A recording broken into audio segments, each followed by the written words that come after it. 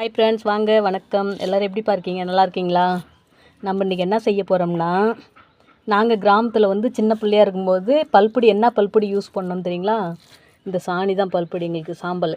இந்த சாணி இதுமாதிரி இது பச்சை கடலக்காய் உரிச்சு போட்டு அந்த தோல், இது கடலக்காய் தோல், இது நிறைய பேருக்கு தெரியும். இந்த சாணி என்ன பண்ண, இந்த கடலக்காயும் இந்த சாணியும் ஒட்டுக்க கலந்துக்கிறது. இதுக்கு பேர் காஞ்சதுக்கப்புறம் எருமுட்டைன்னு சொல்லுவாங்க. நீங்கள் கிராம சைடு இருந்தால் கண்டிப்பாக தெரிஞ்சிருக்குது வாய்ப்பு இருக்குது. டவுனில் இருக்கிறவங்களா இருந்தால் தெரியறதுக்கு வாய்ப்பு இல்லை.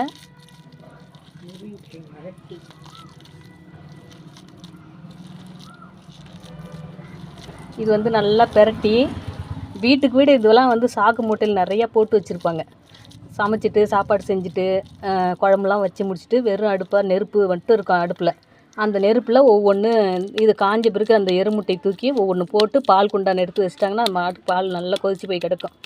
இப்போ நம்ம இதில் அதுக்கு முன்னே பார்த்திங்கன்னா அதுமாதிரி செவுத்தில் அடிப்பாங்க. நான் இந்த உரலே அடித்து வைக்கிறேன். வீட்டுக்கு வீடு செவுத்தில் இதுமாதிரி நிறையா அழுப்பி வச்சுருப்பாங்க. நல்லா காஞ்சதுக்கப்புறம் எடுத்து அடுப்புக்குள்ளே போட்டுருவாங்க. இது நல்லா கனிஞ்சி போய் சாம்பலாக இருக்கும். முட்டை சாம்பல்னு சொல்லுவோம். அந்த முட்டை சாம்பல் எடுத்து தான் நாங்கள் பல் விளக்குவோம். இதை காயறதுக்கு எப்படி 3 நாள் ஆயிரும்பா. அவ்வளோதான். நான் உங்களுக்கு காஞ்சதுக்கப்புறம் சாம்பலாக எடுத்து காட்டுறேன். பாய்.